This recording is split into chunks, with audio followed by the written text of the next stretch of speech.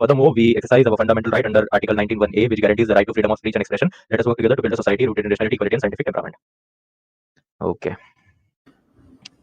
अभय जी, शुरू आपकी कर स्पीड दीजिए तो कुणाल बहुत ही जी। खतरनाक है।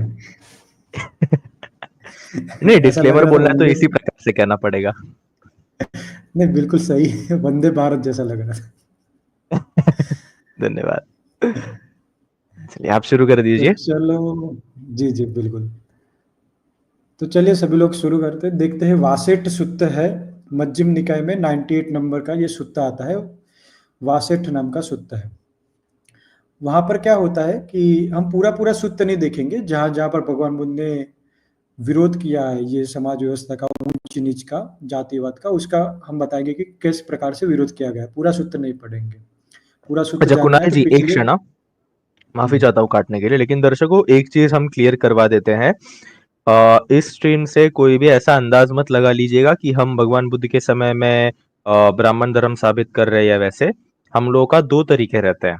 किसी भी प्रकार से एक ऐतिहासिक परिप्रेक्ष्य अलग रहता है, एक दार्शनिक परिप्रेक्ष्य जो है वो एक अलग रहता है। और यहाँ पे जो हम लोगों ने बात करी है वो ओवरऑल बात करी है कि भगवान बुद्ध ने भेदभाव के बारे में किस तरीके से बात करी है। क्योंकि कई सारे लोग ये प्रचारित करते हैं कि त्रिपिटक जो है या फिर भगवान बुद्ध है या फिर बौद्ध धर्म जो है वो वर्ण व्यवस्था को मानता है, जातिवाद को बढ़ावा देता है, भेदभाव का मूल कारण है। ऐसे भ्रमक बातें उन लोगों ने समाज में फैलाई हुई है। तो इसके विरोध में, जबकि इसके विपरीत में हमें त्रिपिटक में सारी बातें देखने मिलती है। Tripitaka time by time compilation है, तो इसको आप उस तरीके से लीजिए, गलत तरीके से मत समझना।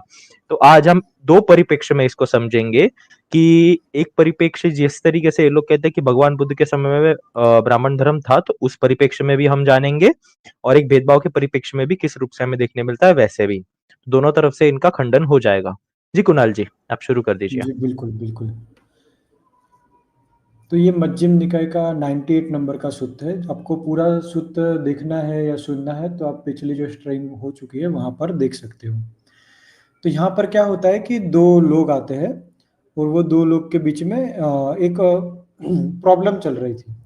एक कह रहा था कि मैं मानता हूं कि जाति से ही ब्राह्मण होता है। आप देख पा रहे होगे, जाति यानी कि जन्म से ही कोई होता है ब्राह्मण। और दूसरा एक कह रहा था कि ऐसा नहीं होता, कर्म से होता है। पढ़ लेते हैं पूरा कि त्रिविद्याओं को जो आख्यान है उसी में हम केवली है, ये आकर भगवान बुद्ध को बता रहे थे। पद, व्याकरण और जल्प में हमने अपने आचार्य के समान है। गौतम, ऐसे हम दोनों का जातिवाद के विषय में विवाद है। जातिवाद यानी कि जन्म को लेकर जो ऊंच नीच मानी जाती है उसके वाद में। भारद्वाज कहता है कि जाति से ब्राह्मण होता है। चक्षुमन, ये भगवान बुद्ध को चक्षुमन कह रहे हैं। मैं कर्म से कहता हूं, ऐसा आप जाने। यानी कि एक व्यक्ति कह रहा था कि कर्म से कोई ब्राह्मण होता है, दूसरा कह रहा था कि जाति से कोई ब्राह्मण होता है। हम दोनों एक दूसरे को समझा नहीं सकते। तब संबुद्ध करके विश्रुत भगवान के पास आए हैं।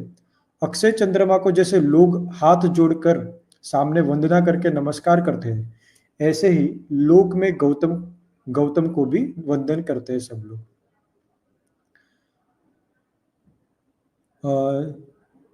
लोक के चक्षु के समान उत्पन्न आप गौतम से हम पूछते हैं कि जन्म से ब्राह्मण होता है या कर्म से। हम हम अनजानों को बतावे जिसमें हम ब्राह्मण को जाने। तो ये पूछते हैं कि जब भगवान बुद्ध से पूछा जाता है कि जन्म से कोई ब्राह्मण बनता है या कर्म से कोई ब्राह्मण बनता है, तो भगवान कहते हैं वासिष्ठ, सो तुम्हें मैं क्रमशः यथार्थ कहता हूं। प्राणियों की जातियों में एक दूसरे से जाति का भेद है। किसमें? प्राणियों की जाति में। तृण और वृक्ष में भी, यानी कि जो छोटे छोटे ग्रास होते हैं उसमें भी, और बड़े बड़े वृक्ष में भी जानते हो, इसके लिए कि वो प्रतिज्ञा नहीं करते। दूसरी स्लाइड करिएगा। उसमें भी जाति का लिंग है, उनमें जातियां एक दूसरे से भिन्न होती है। तो यहाँ पर भगवान बुद्ध ये बता रहे हैं कि जो वृक्ष होते हैं, तृण होते हैं, वो क्या करते हैं, वो भी सेल्फ अवेयर नहीं होते हैं। फिर भी उनमें जाति का लिंग यानी कि अलग अलग डिफरेंट प्रकार की जाति जन्म से देखी जाती है। और जो प्राणी होते हैं उसमें भी डिफरेंट प्रकार की जातियां देखी जाती है, जन्म से अलग अलग देखे जाते हैं। फिर कीट पतंग से चींटी तक जाति का लिंग है। छोटे बड़े चौपाइयों में भी जाति का लिंग है, ये देखने को मिलता है। चौपाई यानी कि चार पैर वाले जो है, उनमें भी जन्म से अलग-अलग प्रकार के जाति भेद दिखाई देते हैं, कि वो डिफरेंट-डिफरेंट है। आगे देखिएगा। हाँ, ये मैंने इंग्लिश ट्रांसलेशन भी ऐड किया है इसमें क्योंकि आप सब लोग समझ पाओ कि कहाँ भगवान बुद्ध क्या कह रहे हैं। भगवान बुद्ध कह रहे हैं कि the taxonomy of living creatures for species are indeed diverse. No the grass and the trees, though they lack of self awareness, they are defined by birth. जो हम कहते हैं ना हिंदी में कि ये यहाँ पे जाति का लिंग है, उसका अर्थ होता है कि they are defined by birth, कि बर्थ से उनको डिफाइन किया जाता है, उनको अलग अलग देखा जाता है कि ये जन्म से अलग अलग होते हैं। जैसे कि कुत्ता अलग होता है और बिल्ली अलग अलग होती है। Four species are indeed diverse. Next there are bugs and moths and so on to ants and termites, they are defined by birth. Four species are indeed diverse. तो भगवान बुद्ध बताते हैं कि जो वृक्ष है, छोटे-छोटे पेड़-पौधे, उसमें भी अलग-अलग जातियाँ दिखाई देती है। जो प्राणी है, पक्षी है, उसमें भी अलग-अलग जातियाँ दिखाई देती है। नेक्स्ट बताइएगा।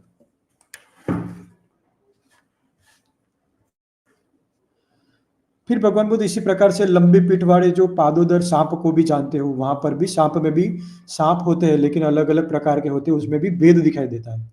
जो जलचर पानी की मछलियाँ होती है, उसमें भी मछली खाई जाती है, लेकिन मछलियाँ भी बहुत प्रकार की होती है, डिफरेंट-डिफरेंट प्रकार की होती है, तो उसमें भी जन्म से जाति का भेद दिखाई देता है, मतलब कि जन्म से वो डिफरेंट-डिफरेंट दिखाई देती है, कोई समानता दिखने को नहीं मिलती।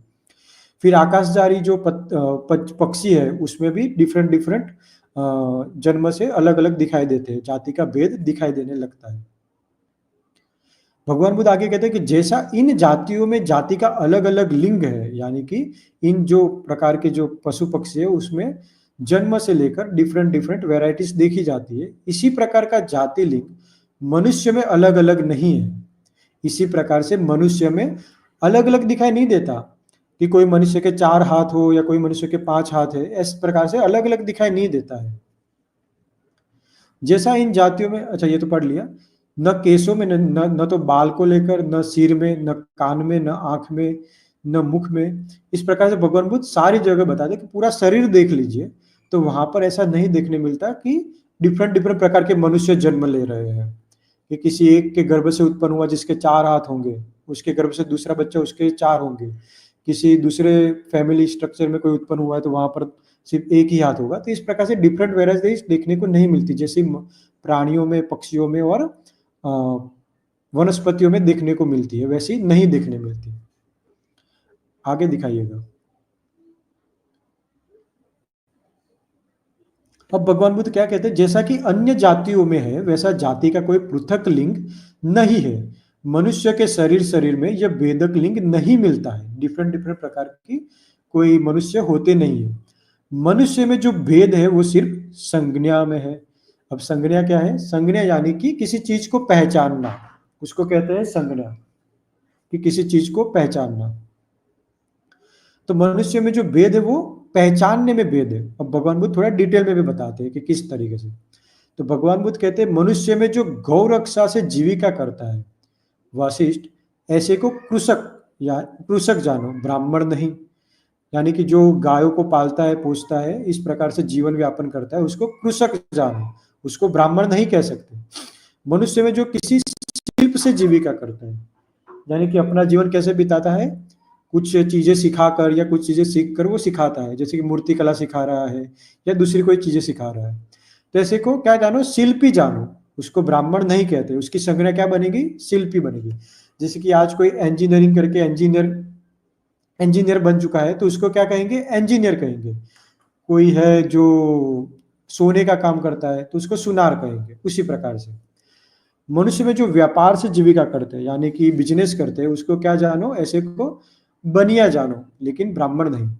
मनुष्य में जो पर प्रेषण से जीविका करते हैं, पर प्रेषण यानी कि दूसरे के ऊपर निर्भर करना, दूसरे की सेवा करके, सेवक बन के या नौकरी चाकरी करके अपनी जीविका चलाना, अपना जीवन चलाना, उसको क्या कहना चाहिए, प्रेषक जानो, ब्राह्मण नहीं। मनुष्य में जो अदत्त दान से जीता है, यानी कि दिया हुआ नहीं है वो भी ले लेता है, छीन लेता है, ऐसे को चोर जानो, लेकिन ब्राह्मण नहीं। मनुष्य में जो इशु अस्त्र से जीता है, यानी कि युद्ध करके जीता है, अस्त्र से जीवन चिलाता है, उसको योद्धा जीवी जानो, यानी कि सोल्जर जानो, ब्राह्मण नहीं। मनुष्य में जो पुरोहिती से जीता है, इसे को याजक जानो, ब्राह्मण नहीं। नेक्स्ट करिएगा। मनुष्य में जो ग्राम राष्ट्र का उपभोग करता है, यानी कि जिसके अंडर ये पूरा गांव या पूरा राष्ट्र आता है और वो उसके अंडर रहता है, उसको क्या जानो, ऐसे को राजा जानो, ब्राह्मण नहीं।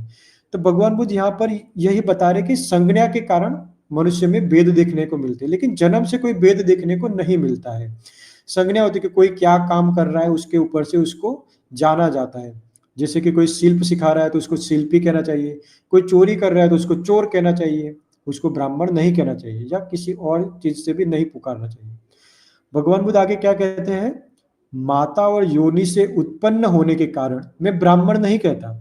भगवान बुद्ध कहते हैं कि भगवान की टीचिंग्स में, उनकी शिक्षा में, कोई किसी कुल में जन्म लिया है या सिर्फ किसी पर्टिकुलर कुल की माता या स्त्री से उत्पन्न हुआ है, उसके कारण हम उसको ब्राह्मण नहीं कहते बुद्धिज्म में। वह भोवादी है, वह तो संग्रही है। भगवान बुद्ध क्या कहते हैं, जो ऐसा कहते हैं वो कौन है, भोवादी। अब भोवादी किसे कहा जाता था, भगवान बुद्ध के समय में ऐसा था, जो बमण थे वो दूसरे बमण को भो कह के बुलाते थे, और किसी और जैसे कि खत्तिय हो गए, ठीक है, और दूसरे संप्रदाय के लोग भी हो गए, उनको वो भो कह के नहीं बुलाते थे। सिर्फ अपने अपने अंदर ही भो शब्द का उपयोग करते थे, जो मान सम्मान सूचक था एक। तो भगवान बुद्ध क्या कहते हैं कि ये जो भोवादी है वह तो संग्रही है, ठीक है। मैं ब्राह्मण उसे कहता हूं जो अपरिग्रही है, यानी कि जो संग्रह नहीं करता, जो चीजों को बटोरता नहीं है, जैसे कि भिक्षुगण होते हैं, जो सारे संयोजनों को यानी कि बंधन को काट कर भय नहीं खाता, जिसको भय नहीं रहता है, जो संग और आसक्ति से विरत है, उसे मैं ब्राह्मण कहता हूं। तो बुद्धिज्म में जो शिक्षा है उसकी ब्राह्मण की व्याख्या क्या है, वो बिल्कुल ही डिफरेंट है दूसरे संप्रदाय और दूसरे रिलीजन के मुकाबले में। इसको आप, अच्छा ये जाने दीजिए, इसकी कोई जरूरत नहीं है। फिर यहाँ पर भगवान बुद्ध आगे बताते जाते कि ब्राह्मण किसे कहते हैं। ये पूरा जो सूत्र है उसमें जो ब्राह्मण कहा गया है वो आपको धम्मपद देखोगे, उसमें ब्राह्मण वर्ग है, उसमें जो सारा का सारा ब्राह्मणों के बारे में बताया गया कि भगवान बुद्ध किस व्यक्ति को ब्राह्मण कहते हैं, कैसी कैसी क्वालिटीज होनी चाहिए, उसे ही ब्राह्मण कहा जाएगा। तो वही जो धम्मपद है वो यहाँ से मैच खाता है। आगे भगवान बुद्ध कहते हैं कि जो बिना दूषित चित्त किए गाली, वध और बंधन को सहन करता है, यानी कि जिसमें सहनशीलता है, तुरंत ही गुस्सा नहीं हो जाता, समाबल ही जिसका बल है, उसे मैं ब्राह्मण कहता हूं। जो अक्रोधी है, सिलवान है, बहुश्रुत है, संयमी है और अंतिम शरीर वाला है, उसे मैं ब्राह्मण कहता हूं। तो यहाँ पर आप देख पा रहे होगे कि दो लोग पूछने के लिए आए थे कि ब्राह्मण किसे कहेंगे। कोई एक कह रहा था कि जन्म से ब्राह्मण कहेंगे, दूसरा कह रहा था नहीं कर्म से ब्राह्मण कहेंगे। तो भगवान बुद्ध पूरा बताते हैं वासिष्ठ सूत्र में कि जैसे पशु पक्षियों में, वनस्पतियों में देखा जाता है कि अलग अलग प्रकार की जाति या जाति भेद, जन्म से भेदभाव देखा जाता है, वैसे मनुष्य में देखा नहीं जाता है। फिर आगे भगवान बुद्ध बताते हैं कि वो इस प्रकार से किसी को ब्राह्मण नहीं कहते। फिर भगवान बुद्ध बताते हैं कि ब्राह्मण किसे कहा जाता है, तो उसमें ये सब बातें बताई गई है कि ऐसी ऐसी क्वालिटीज होनी चाहिए, उसे मैं ब्राह्मण कहता हूँ। जो क्रोध नहीं करता, जिसे गाली दी जाए फिर भी उसको क्रोध नहीं आता, वो क्षमा कर देता है, वैसा चित्त वाला होता है, उसे ब्राह्मण कहा जाता है। तो इस प्रकार से भगवान बुद्ध ने ब्राह्मण शब्द की व्याख्या की है बुद्धिज्म में। अच्छा नेक्स्ट। तो यहाँ पर भी यही सब है कि ब्राह्मण किसे कहा जाएगा, जो गंभीर प्रज्ञा वाला है, यानी कि बुद्धिमान है, मेधावी है, मार्ग और अमार्ग को जानता है, उत्तम सत्य को पाए है, उसे मैं ब्राह्मण कहता हूँ। वैसे बहुत सारी चीजें लिखी गई है कि ब्राह्मण किसे कहा जाता है। आगे करिएगा। तो ये हो गया वासिष्ठ सूत्र, जिसमें भगवान बुद्ध ने बता दिया था कि किस प्रकार से वो ब्राह्मण कहते हैं किसी को। तो वो जन्म से नहीं होता, वो कर्म से होता है। और मनुष्य में ऐसी जाति भेदभाव, जन्म से कोई भेदभाव देखने को नहीं मिलता है। अब हम बढ़ते हैं दीघ निकाय के तीसरे सूत्र में, जो अम्बट्ट सूत्र है। इस अम्बट्ट सूत्र का भी पूरा स्ट्रीम करके रखा हुआ है, आप देख सकते हो जब देखना है। तो वहाँ आगे का सिचुएशन जब समझोगे तभी आप इस लाइन को समझ पाओगे, ये जो भगवान बुद्ध ने कही है वो समझ पाओगे। अच्छा, जी और अभय जी। अम्बबट जो सूत्र है ना, उसके ऊपर एक हमारा एनालिसिस भी आएगा कि पर्टिकुलरली ये कौन से टाइम पीरियड में लिखा हुआ था। वो थोड़ा टाइम लगेगा उसके लिए, लेकिन आएगा जरूर, क्योंकि अम्बबट जो है वो काफी मुख्य सूत्रों में गिना जाता है ऐतिहासिक परिप्रेक्ष्य में भी। ओके, तो ये अम्बट सूत्र में क्या होता है, मैं थोड़ा स्टोरी बता देता हूँ सब। एक अम्बट नाम का व्यक्ति होता है, वो भगवान बुद्ध से आकर सही से बात नहीं करता है, भगवान बुद्ध को और शाक्य गण को बहुत बड़ा बुला बड़ा कहता रहता है। तो वो एक बार, दो बार और तीन बार कहता है। वो तीनों बार वो कैसा कहता है, क्योंकि वो गोत्र को लेकर चलने वाला था, यानी कि जिसमें वो जन्म लिया है तो उसका गोत्र क्या है, उसको वो बहुत मान सम्मान देता था कि इसी गोत्र में जन्म लेने वाले बहुत महान होते हैं, बाकी सब नीच होते हैं, कुरूप होते हैं। इस प्रकार से भगवान बुद्ध को तीन तीन बार बताता है। तो भगवान बुद्ध पूछते हैं कि तुम्हारा गोत्र क्या है, तो वो बताया है कि कान्हायन करके गोत्र होता है। फिर भगवान बुद्ध उसकी स्टोरी सुनाते हैं कि कान्हायन गोत्र कहाँ से शुरू हुआ और शाक्य वंश कहाँ से शुरू हुआ। फिर जब स्टोरी सुनाते हैं तो तब पता चलता है कि कान्हायन जो गोत्र है वो तो दासी पुत्र था पहला। जो कान्हायन जो पहला व्यक्ति था जहाँ से इसकी लीनेज शुरू होती है, इसका वंश शुरू होता है, वो तो दासी पुत्र था। तब उसको बहुत शर्म आती है। तो इस प्रकार से ये कहानी चल रही थी। फिर आकर भगवान बुद्ध क्या कहते हैं, ये कहते हैं कि जो गोत्र गोत्र बोलते रहते हैं, भगवान बुद्ध ने वहां पर सामाजिक व्यवस्था बताई उस वक्त की, कि वहां पर वो क्या कहते थे। वो पूरा सूत्र पढ़ोगे तो आपको समझ में आएगा। तो भगवान कहते हैं कि जो गोत्र लेकर चलने वाले, यानी कि जो गोत्र को मानते हैं, जो कहते हैं कि लीनेज से ही कोई महान होता है, श्रेष्ठ होता है, तो वैसे भी देखने जाए, अम्बट को कह रहे थे कि वैसे भी देखने जाए तो क्षत्रिय यानी कि खत्तिय जो श्रेष्ठ होते हैं। फिर दूसरी लाइन में भगवान बुद्ध कहते हैं कि लेकिन जो विद्या और आचरण से युक्त है, यानी कि जिसमें सही आचरण है, जिसके पास सही नॉलेज है, वैसा व्यक्ति देव मनुष्य में श्रेष्ठ होता है। वो देवता और मनुष्य दोनों के बीच में श्रेष्ठ होता है, यानी कि इस पृथ्वी पर और इस लोक और परलोक दोनों में भी जो श्रेष्ठ बनता है वो सच में कौन होता है, जो विद्या और आचरण से युक्त होता है वही होता है श्रेष्ठ। तो ये भगवान बुद्ध ने यहाँ बताया था। अच्छा, आगे बताइएगा। अब यहाँ पर क्या होता है कि वो जो अम्बट नाम का व्यक्ति था वो ऐसा पूछता है भगवान बुद्ध से कि ठीक है भगवान गौतम, लेकिन ये विद्या क्या है और ये चरण क्या है, मतलब कि आचरण क्या है और विद्या क्या है। तो यहाँ पर जब हम पढ़ते तो आपको ये देखने को मिलेगा कि भगवान बुद्ध शादी करते वक्त जाति या गोत्र देखते हैं या कोई अभिमानवादी है ऐसे को सही नहीं मानते थे। भगवान कहते थे कि अगर ऐसा कोई व्यक्ति है जो शादी करते वक्त गोत्र देखता है, लिनेज देखता है, जाति देखता है, तो उसको क्या सुप्रीम नॉलेज प्राप्त कभी नहीं कर सकते, क्योंकि वो अभिमानी है। तो ऐसे को ये जो सुप्रीम नॉलेज है या निर्वाण है वो कभी प्राप्त कर ही नहीं सकता है।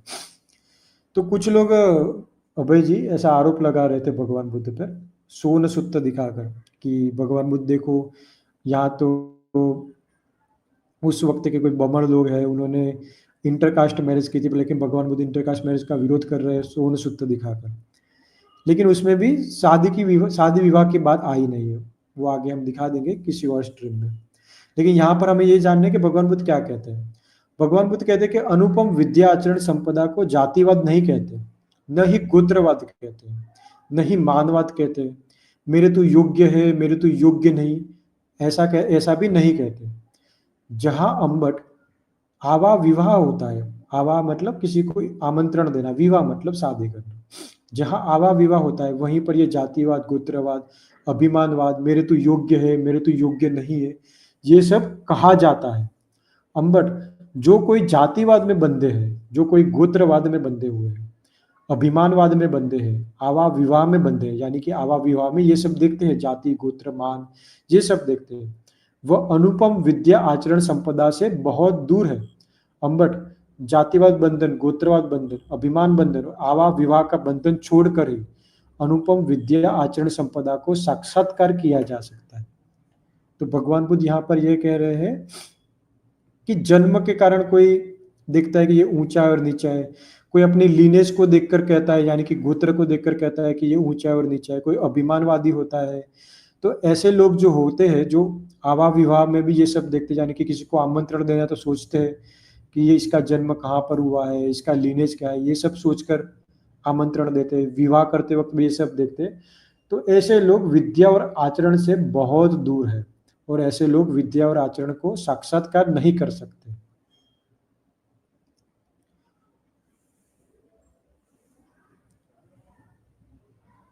ठीक है, तो यहाँ पर हम अच्छे से देख पा रहे होंगे कि भगवान बुद्ध ने शादी विवाह में ये सब देखने को सही नहीं ठहराया है।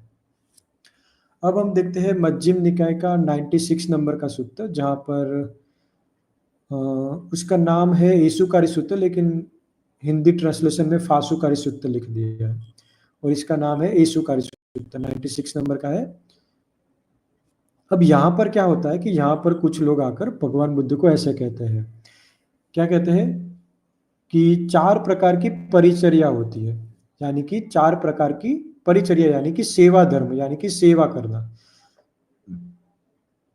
तो जो वो लोग आकर कहते हैं कि ब्राह्मण की परिचर्या बतलाते हैं, क्षत्रिय की, वैश्य की और शूद्र की परिचर्या। क्या है ब्राह्मण की परिचर्या?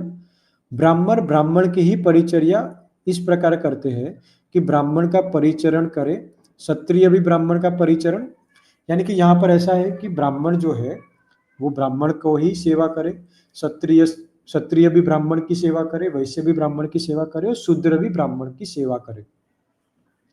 आगे वो बताते हैं कि जो क्षत्रिय है, कि क्षत्रिय की परिचर्या क्या है, तो वो बताते हैं कि जो क्षत्रिय है वो क्षत्रिय को ही सेवा करे, जो वैश्य है वो क्षत्रियों की सेवा करे, जो शूद्र है वो क्षत्रियों की सेवा करे, लेकिन ब्राह्मण क्षत्रियों की सेवा नहीं करेंगे। इस प्रकार से नेक्स्ट बताइएगा।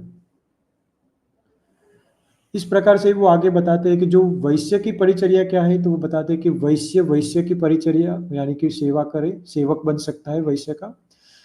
वैश्य का सेवक शूद्र बन सकता है, लेकिन क्षत्रिय और ब्राह्मण नहीं बन सकता है। इस प्रकार से आगे बताते हैं कि शूद्र ही शूद्र का परिचरण करे, शूद्र की तो कोई सेवक नहीं बन सकता, इस प्रकार से बताते हैं। तो इस प्रकार से वो बताते हैं और कहते हैं कि हम ब्राह्मण ये 4 प्रकार की परिचर्या बतलाते हैं, इस विषय में आप गौतम क्या कहते हो? तो भगवान बुद्ध सामान्य प्रश्न पूछते हैं कि क्या ब्राह्मण, सारी दुनिया ब्राह्मणों को इसके लिए अनुज्ञा देती है, यानी कि सारी दुनिया तुम लोगों को ये परमिशन देती है कि ऐसा ही है, ऐसे ही मानना चाहिए, इन चारों परिचर्यों को वो प्रज्ञापन करे इसलिए परमिशन दी जाती है? तो वो बताया कि नहीं वो गौतम, यानी कि सारी दुनिया तो इसको नहीं मानती। फिर आगे भगवान बुद्ध कहते हैं, भगवान बुद्ध कहते हैं कि कोई अनाढ़ है, दरिद्र पुरुष है, अनिच्छु होते भी उसके लिए एक बाटी भाग लगा दी जाए, हे पुरुष वह तुम्हारे खाने के लिए मांस है और इसका मूल्य देना। इसी प्रकार ब्राह्मण अन्य संसार के श्रमण ब्राह्मणों की अनुज्ञा बिना ही खामखा ब्राह्मणों का इन 4 परिचर्या का प्रज्ञापन करते हैं। भगवान बुद्ध यहाँ पर एग्जाम्पल देके बताते हैं कि कोई ऐसे व्यक्ति है जो बहुत ही गरीब है, जिसको इच्छा भी नहीं है खाने की, लेकिन तुम उसके मुंह में मतलब ठूस रहे हो कि तुम्हें खाना है, और वो भी तुम क्या दे रहे हो खाने के लिए? मांस दे रहे हो, और तुम ये भी कह रहे हो कि तुम्हें खाना भी पड़ेगा, तुम्हें खाना नहीं है फिर भी, और तुम्हें मूल्य भी देना पड़ेगा, ऐसी जोर जबरदस्ती कर रहे हो। वैसी ही बात तुम यहाँ पर कर रहे हो, वैसा भगवान बुद्ध एग्जाम्पल देकर बताते हैं। फिर भगवान बुद्ध क्या कहते हैं कि मैं सभी परिचर्या को परिचरणीय कहता हूँ, नहीं कहता हूँ, नहीं मैं सभी को अपरिचरणीय कहता हूँ। यानी कि भगवान बुद्ध ऐसा कहते हैं कि जो सभी लोग हैं, जो सभी तुम बता रहे हो कि सभी लोगों को सभी की सेवा करनी चाहिए, तो वैसा मैं नहीं कहता, और मैं वैसा भी नहीं कहता हूँ कि सभी लोगों को सभी की सेवा नहीं करनी चाहिए, वैसा भी नहीं कहता हूँ। फिर आगे भगवान बुद्ध बताते कि किस प्रकार से एक दूसरे की सेवा करनी चाहिए, क्या देखना चाहिए सेवा करने में, क्या ये जन्म से जो ब्राह्मण क्षत्रिय वैश्य शूद्र ये सब देखना चाहिए, या क्या देखना चाहिए, वो बताएंगे आगे भगवान बुद्ध। नेक्स्ट करिएगा। तो भगवान बुद्ध क्या कहते हैं, जिसको परिचरण करते हुए, जिसकी परिचर्या करते हुए अहित होता है, हित नहीं होता, उसे मैं परिचरणीय नहीं कहता। यानी कि जिस व्यक्ति के नीचे आप कार्य कर रहे हो, जिसके आप सेवक बने हो, कार्य कर रहे हो, उसके नीचे रहते हुए आपका अहित हो रहा है, आपको हित नहीं हो रहा है, आपका अच्छा भला नहीं हो रहा है, तो वैसी चीज को मैं अपरिचरणीय कहता हूँ, यानी कि उसकी सेवा नहीं करनी चाहिए। जिसको परिचरण करते हुए परिचर्या के हेतु हित होता है, अहित नहीं होता, उसे मैं परिचरणीय कहता हूँ। तो भगवान बुद्ध क्या बताते हैं, वैसे नहीं बताते कि क्षत्रियों को सिर्फ, शूद्रों को क्षत्रियों की, ब्राह्मणों की सबकी सेवा करनी चाहिए, या क्षत्रियों की सेवा करने के लिए वैश्य और शूद्र होने चाहिए। इस प्रकार से भगवान बुद्ध जाति से, मतलब कि जन्म से नहीं कहते हैं कि जन्म से किसका सेवक बनना चाहिए, किसका सेवक नहीं बनना चाहिए, किसकी सेवा करनी चाहिए, वैसे नहीं बताते। भगवान बुद्ध ये देखने के लिए बताते हैं कि अगर तुम किसी की नीचे काम कर रहे हो, यानी कि अभी की लैंग्वेज में समझे कि किसी कंपनी के में भी आप काम कर रहे हो, तो वहां पर ऐसा देखना चाहिए कि आपका हित हो रहा है, आपका अहित तो नहीं हो रहा। वैसे देखते हुए हमें काम करना चाहिए, वैसे देखते हुए किसी का सेवक बनना चाहिए। किसी का जन्म से कोई सेवक नहीं बनना चाहिए कि कोई ब्राह्मण है तो सारे लोग उसकी सेवा करेंगे, वैसा नहीं होना चाहिए। वैसा भगवान बुद्ध 2600 साल पहले बता कर गए थे। आप देख लीजिए उनके विचार क्या थे। और एक मूर्ख व्यक्ति है, वो बोलता है कि देखो देखो ब्राह्मणों, तुम जो थे वो जन्म से मानते थे। प्रमाण क्या दे रहा है पता है? बौद्ध क्या? पांडुलिपि।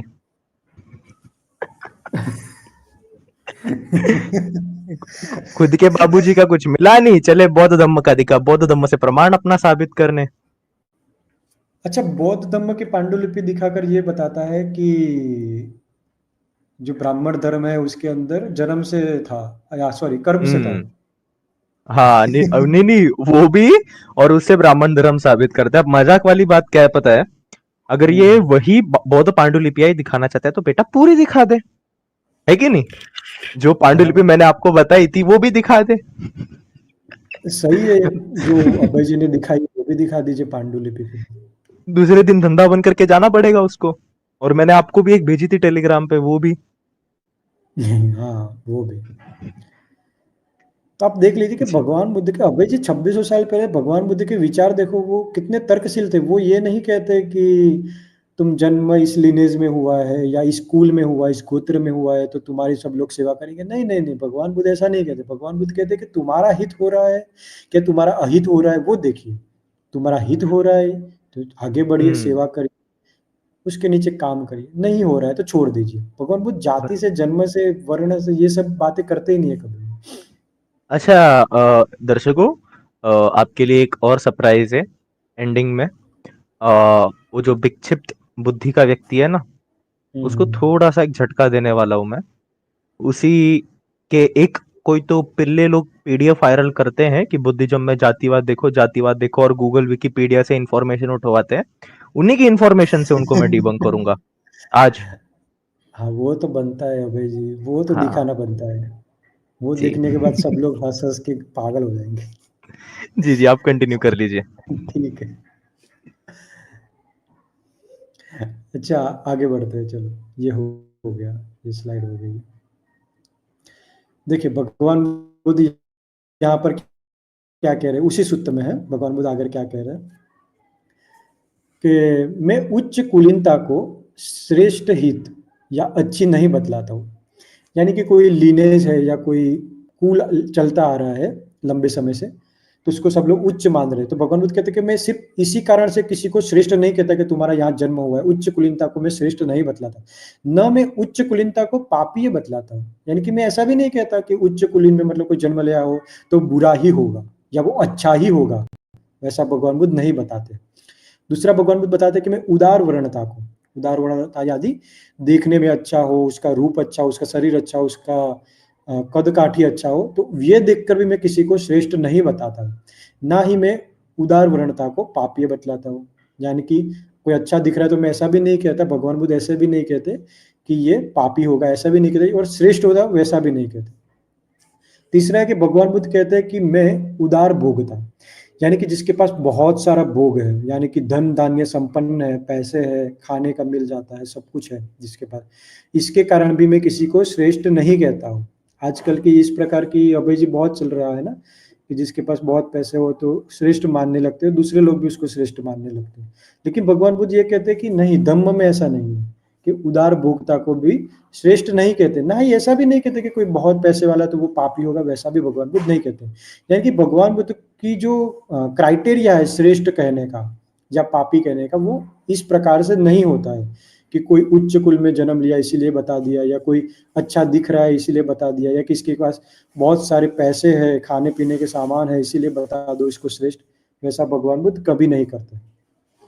तो ये तो हो गया ईशुकारी सुत्त। तो आगे बढ़ते हैं अब।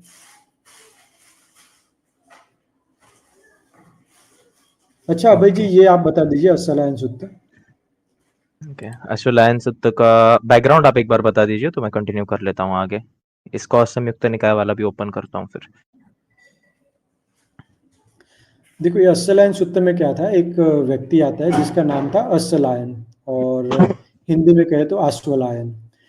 तो वो व्यक्ति अगर भगवान बुद्ध को इस प्रकार से कहता है कि हम लोग तो ऐसा ही मानते हैं, मतलब कि वो कहता है कि ब्राह्मण लोग ऐसा कहते हैं कि ब्राह्मण ही श्रेष्ठ वर्ण है, दूसरे वर्ण छोटे होते हैं, ब्राह्मण ही शुक्ल वर्ण है, यानी कि शुक्ल यानी कि एक प्रकाशमान कहा जाए, या फिर शुक्ल को अच्छा भी कहा जाता है। दूसरे वर्ण कृष्ण है, कृष्ण मतलब कि काले, यहाँ पर श्री कृष्ण। अच्छा ये अभय जी एक बात मुझे अरे लगा यार ही आप ये सवाल करेंगे। अच्छा अभय जी, एक टेलीग्राम में एक व्यक्ति आया था तो हाँ वो बता रहा था कि आपके त्रिपिटक में श्री कृष्ण जी का वर्णन है हाँ और वो अम्बट सूत्र में जो कान्हायन गोत्र को दिखाया है ना, दासी पुत्र, वहां पर हाँ हाँ दिखा रहा हाँ था कि देखो अच्छा वहां पर देखो नहीं का, अगर अगर वो कृष्ण गोत्र मान रहा है ना वहां पे तो उसको ये भी मानना पड़ेगा कि जो जातक कथा में घत पंडित जातक कथा है उसमें जो वासुदेव आया है वो इन्हीं का वासुदेव है और वो बोधिसत्व के रूप में तो वो भी मानना पड़ेगा फिर। और एक बात तो देखिए, वहां पर कान्हायन की बात हो रही है, वो तो दासी पुत्र है और वो तो ऋषि मुनि थे, वैसा बता रहे हैं कि आगे जाकर वो ऋषि मुनि बनते हैं।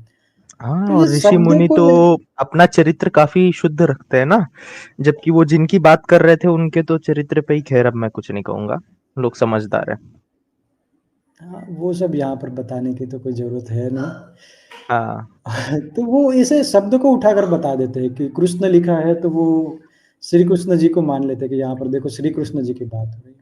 लेकिन आगे पीछे की बात जब पढ़ते तो तब पता चलता है कि सत्य क्या है। तो नहीं वो पाली में शब्द कहते हैं है ना कन्ह। कि सावन के अंधे को सब कुछ हरा हरा दिखता है ये वही अच्छा है। ऐसा है। अच्छा हाँ अच्छा अभय जी, पाली में शब्द है कन्ह। कन्ह का फिर हम्म ट्रांसलेशन करते तो कृष्ण हो जाए, जैसे कि कान्हेरी गुफा है तो काले पत्थर के, तो वो कान्हेरी बोला जाता है उसको, तो वो भी हम्म पाली का ही शब्द आता है कान्हेरी। तो कन्ह को यहाँ पर कृष्ण लिखा गया। तो एक व्यक्ति आकर यही कह रहा था कि हम तो मानते हैं कि ब्राह्मण ही श्रेष्ठ है, दूसरे वर्ण छोटे हैं, ब्राह्मण ही शुक्ल वर्ण है, दूसरे वर्ण कृष्ण, ये सब बता रहा था।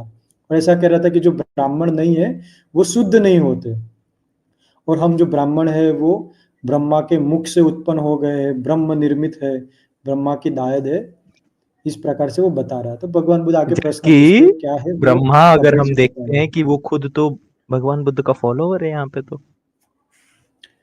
बिल्कुल। अच्छा चलिए अभय जी, फिर अब मैं आप शुरू कर बताइए कि देता हूँ। आगे हाँ किस प्रकार के है। हाँ, जी अश्वलायन कहते हैं कि भो गौतम ब्राह्मण ऐसा कहते हैं कि ब्राह्मण ही श्रेष्ठ वर्ण है दूसरे वर्ण छोटे हैं। अच्छा यहाँ पे देखना यहाँ पे छोटे साफ साफ आया है उल्लेख कि दूसरे वर्ण छोटे हैं। ब्राह्मण ही शुक्ल वर्ण है दूसरे वर्ण कृष्ण है। ब्राह्मण ही शुद्ध होते हैं अब्राह्मण नहीं। ब्राह्मण ही ब्रह्मा के औरस पुत्र हैं मुख से उत्पन्न। ब्रह्म ज ब्रह्म निर्मित ब्रह्मा के दायद हैं। इस विषय में आप गौतम क्या कहते? तो भगवान बुद्ध कहते हैं लेकिन अश्वलायन ब्राह्मणों की ब्राह्मणियां अर्थात कि ब्राह्मणों की जो पत्नी होती है ब्राह्मणियां वो भी ऋतुमती होती है गर्भिणी जनन करती है पिलाती देखी जाती है अर्थात कि दूध जो है अपने बच्चों को योनि से उत्पन्न होते हुए भी वह ब्राह्मण ऐसा कहते हैं। यानी कि जो ब्राह्मण है उनकी जो पत्नियां है वो भी ऋतुमती होती है गर्भ धारण करती है वो भी सामान्य रूप से पुत्र को जन्म देती है उस बच्चे को अपना दूध पिलाती है ये सारे के सारे योनि से उत्पन्न होते हैं। फिर भी ब्राह्मण अगर ऐसी बात करता है कि वो ब्रह्मा के औरस पुत्र है, तो ये सबसे बड़ी मूर्खता की बात है फिर है कि नहीं। ब्राह्मण ही श्रेष्ठ वर्ण है। यद्यपि हाँ भैया, बताइए बताइए। हाँ, यद्यपि आप गौतम ऐसा कहते हैं, फिर भी ब्राह्मण तो ऐसा ही कहते हैं कि ब्राह्मण ही श्रेष्ठ। तो क्या मानते हो अश्वलायन? तुमने सुना है कि यजन और कंबोज में और यवन यवन। दूसरे भी यवन, हाँ।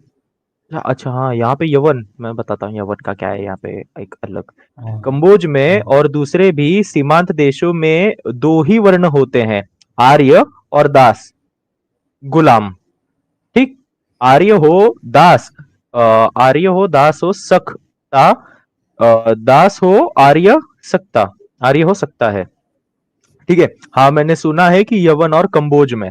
अच्छा, यवन और कंबोज, ये आप सबको पता रहेगा कि यवन की बात कहाँ की हो रही है, जहाँ पे इंडो ग्रीक्स वगैरह में देखने मिलते हैं, वो side, not Indo Greeks, Greeks Bactrians वो सब देखने मिलते हैं यहाँ पे। ठीक। और कंबोज का तो आप सबको पता ही है, वो उसी साइड में आता है, वेस्टर्न एरिया में।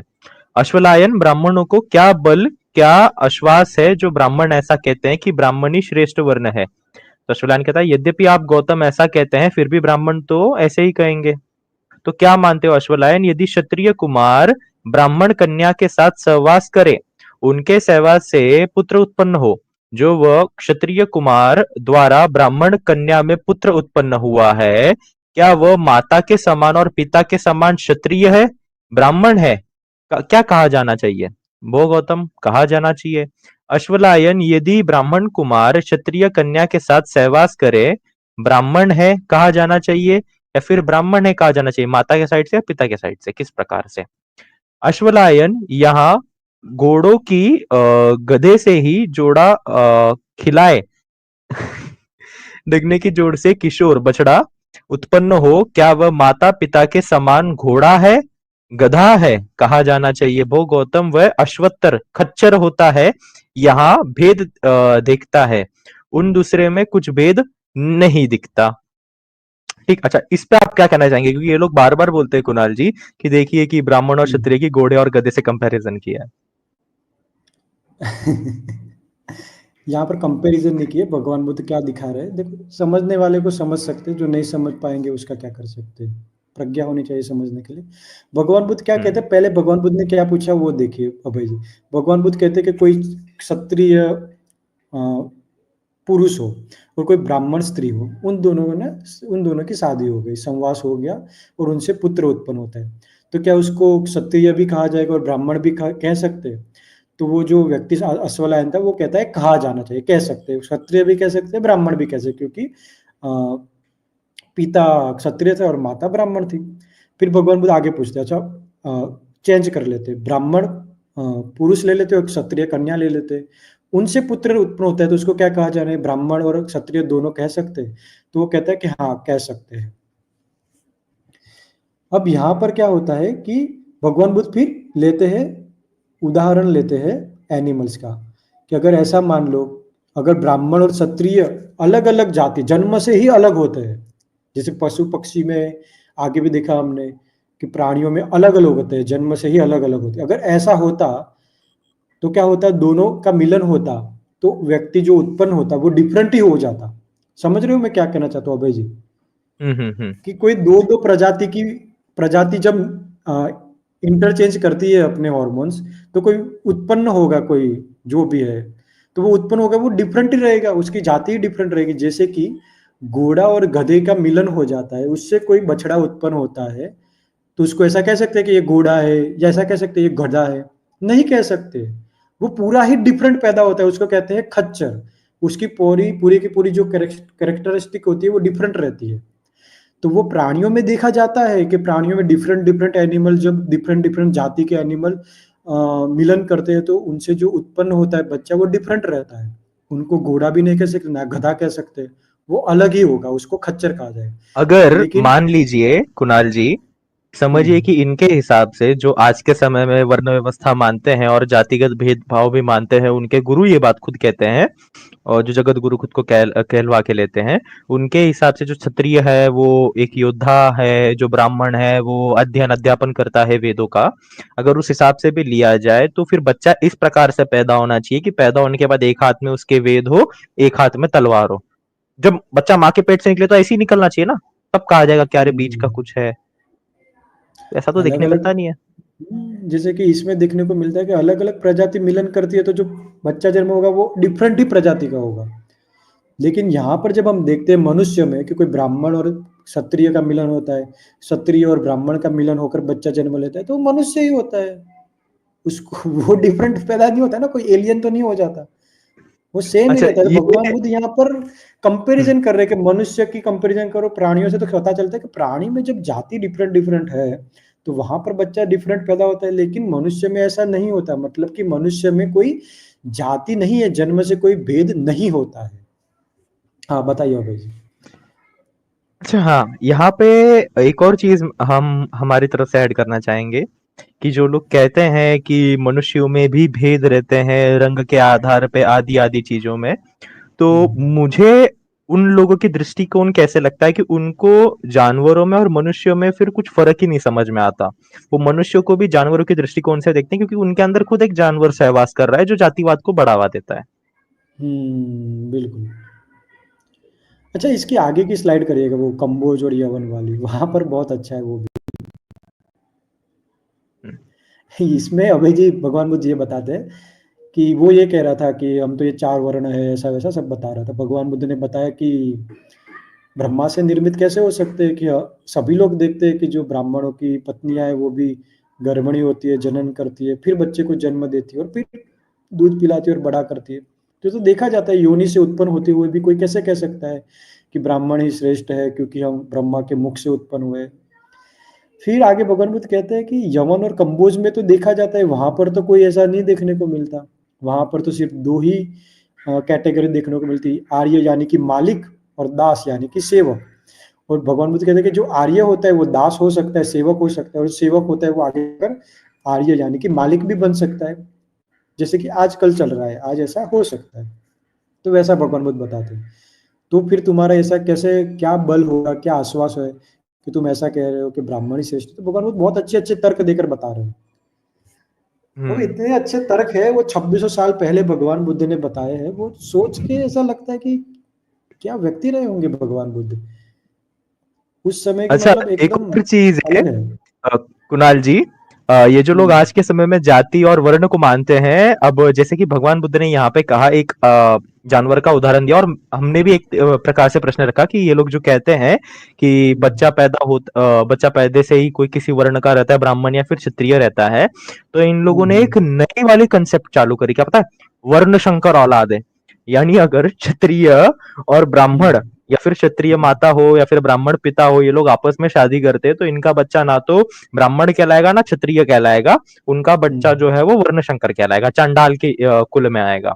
यानी इनकी दृष्टिकोण जो है देखने का, हर किसी व्यक्ति को जो है, हर किसी चीज को, हर किसी जीवक चीज को ये जानवर भेद के दृष्टिकोण भेद से ही देखते हैं। नहीं, इस प्रकार की मेंटालिटी रहेगी तो एक देश के लिए भी हानिकारक हो सकता है, क्योंकि देश में कैसा रहता है कि जब तक ये भेदभाव रहेंगे ना, और जितने ज़्यादा भेदभाव रहेंगे उतना ज़्यादा फिर प्रॉब्लम आ सकती है आगे जाकर, और जितने ज़्यादा हम्म, भेदभाव रहेंगे उतनी पॉलिटिकल पार्टी मजे करेंगी। बस तो फिर और वो क्या सब चाहिए। फिर देखने को मिलेगा, और जो हम चाहते हैं कि विकसित भारत बन जाए वो फिर बहुत देर हो जाएगी। एक और मैं अश्वलायन सूत्र यहाँ पे दिखा देता, अश्वलायन सूत्र तो हो गया। अब जरा संयुक्त निकाय पे आ जाते हैं। यहाँ पे नीचे कमेंट में किसी अच्छा, ने तो बकैती करी थी। पूरी पीपीटी हो गई क्या अपनी?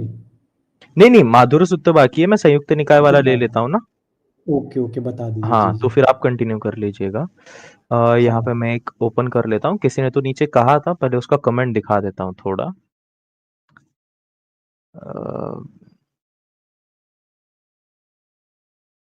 कहाँ पे गया वो? आया था एक अलग बढ़िया नाम से, आपने उड़ा दिया क्या उसको? नहीं, मैं किसी को नहीं उड़ा था, होगा कोई। अच्छा क्या अच्छा, नाम क्या था? टोपी वाला है, देखो तो आप कमेंट में, वो बुलबुल के ऊपर उड़ के आए थे। बुलबुल? हाँ, आप ही के गुजरात के स्कूल्स में पढ़ाई जाती है ना उनकी कथा, कि वो बुलबुल जो पक्षी है उसके ऊपर बैठ के उड़ते हुए आए थे करके। ऐसा उनका प्रोफाइल पिक्चर है क्या? हाँ हाँ हाँ। नहीं नहीं, प्रोफाइल पिक्चर पे टोपी पहनी हुई है उन्होंने, चश्मा लगाया हुआ है अपनी आंखों पे। नहीं भाई, ऐसा तो कोई दिख नहीं रहा मुझे तो। हम्म।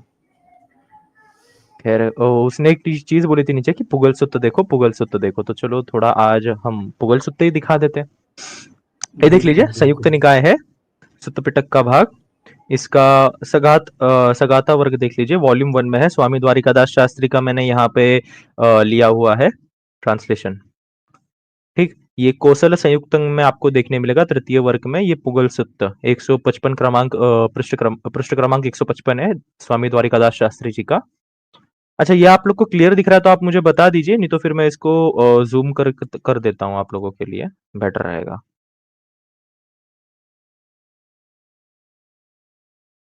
ये देख लीजिए इसका पाली, ठीक, और इसका थोड़ा सा नीचे हिंदी वाला। पुद्गल सूत्र का शुरुआत कर देते हैं। अच्छा कुणाल जी, बताइए। ये दिखाया भी उसी व्यक्ति ने था जिसको अरहंत सम्यक संबुद्ध और केवल अरहंत में का फर्क नहीं पता। अच्छा, अच्छा, वही व्यक्ति। हाँ, वही व्यक्ति है। हुँ, चलिए देखते हैं। ये सूत्र भी चलिए। श्रावस्ती में ही उपदिष्ट हुआ है। किसी समय राजा प्रसेनजित कौशल भगवान के सम्मुख एक और आके बैठ गए। अब ये कथा आती है पूरी की पूरी, की जो कौशल राज प्रसेनजित है वो भगवान बुद्ध के सम्मुख आके बैठ गए थे। एक और बैठ राजा को भगवान यो उपदेश करने लगे, महाराज इस लोक में 4 प्रकार के लोग दिखाई देते हैं। कितने? 4 प्रकार के लोगों की भगवान बुद्ध ने यहाँ पे बात करी है, जो महाराज प्रसेनजित को उन्होंने उपदेश दिए थे उसमें। कौन से 4 प्रकार? पहला तमस्तंभ परायण, दूसरा तमो ज्योति परायण, तीसरा ज्योतिस्तम परायण और चौथा ज्योतिर्ज्योति परायण। ठीक, इन 4 प्रकार के लोगों की बात करिए जो इस लोक में हमें दिखाई पड़ते हैं। अच्छा, वो 4 प्रकार के लोग कौन से? इसमें का उसने क्या किया पता है आपको कुणाल जी? ये जो हुँ। तमस्तम परायण है उतना ही बाग दिखाया और कहा कि देखो देखो देखो, भगवान बुद्ध ने चांडाल के बारे में ऐसी बात कह दी, भगवान बुद्ध तो जातिवादी थे। और जबकि एक अगर बात ये पता पूरा है सुत्त यहाँ पर। पढ़ेंगे तो पूरे सुत्त में वो भेदभाव के खिलाफ ही बोला है भगवान बुद्ध ने एक तरीके से, और कर्म हाँ, को ऊपर रखा है। बिल्कुल, बिल्कुल, बिल्कुल, वही मैं बताना चाहता था कि ये लोग यही करते हैं कि जहाँ-जहाँ पर भी ये खंडन आता है ना जातिवाद का, तो वहाँ पर ये लोग मतलब जाति है ऐसा दिखा देते हैं, लेकिन पूरा सूत्र कभी नहीं बताते। उनकी जो ऑडियंस है उन्हें भी पूछना चाहिए उनको कि पूरा सूत्र दिखाओ, हमें पढ़ना है, जानना है क्या सच है। और एक चीज़ देखो भगत जी ये क्या करते हैं कि यहाँ पर जो नीच कुल लिखा हुआ है ना, तो वो आज की लैंग्वेज हम्म में क्या हो जाता है कि नीच शब्द किसी को बोल दे तो वो गाली हो जाती है, हम्म। ठीक है? लेकिन जब हम वहाँ की लैंग्वेज जब 2600 साल पहले की बात करते हैं, तो ऊँच-नीच जिसे हम कहते हैं ना, आज भी बोलते हैं ऊँच-नीच। ऊँच-नीच कहते हैं तो किसी को ऐसा नहीं लगता कि नीच गाली है, लेकिन सिर्फ़ नीच बोलते हैं तो किसी को गाली है, ऐसा लग जाता है। लेकिन भगवान बुद्ध यहाँ पर क्या बात कर रहे हैं, जो नीच शब्द आया है वो ऊँच-नीच के अर्थ में आया है, कोई गाली के अर्थ में नहीं दिया गया है। जैसे आज सब लोगों ने नीच शब्द को गाली बना दिया है, लेकिन वैसा नहीं है। ऊँच-नीच जो शब्द है उसको ऑपोज़िट जैसा है ऊँच और नीच, उसी प्रकार से भगवान बुद्ध ने यहाँ पर यूज़ किया गया है। तो वो लोग ये हम्म। नीच शब्दों को भी दिखा-दिखा करते हैं, कि देखो भगवान बुद्ध क्या बता रहे हैं। अभी क्या अब क्या बोले इन लोगों को? वो ये है, क्या कहते हैं अपने यूट्यूब पे के उसे विदूषक है, विदूषक है वो। ओके। हाँ, देखो बुद्धिस्ट स्कॉलर कह रहे हैं कि लेवल बोलिए।